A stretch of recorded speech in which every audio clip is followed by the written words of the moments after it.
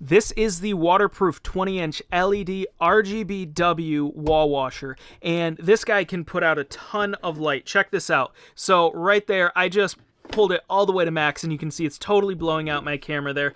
But I am also able to go to blue, green, red, and a lot of different colors in between. What you get with this guy is you get 2 different remotes. They already have batteries. You pull this little tab, I've already done it on this one, and you're able to use it. This is the RF receiver, so you can position it where you need to. And then this guy right here is the bag that these two come in. This guy is built quite robust, and it's got a piece of glass on the front here, and then it has the power supply on the outside right here.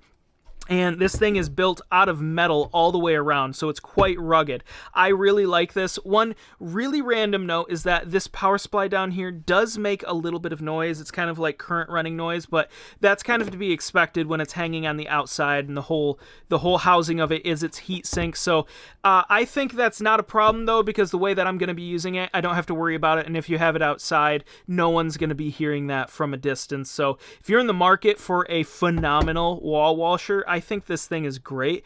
I have 3 of these guys. I'm going to be using them for some random stuff around the house, and I highly recommend it.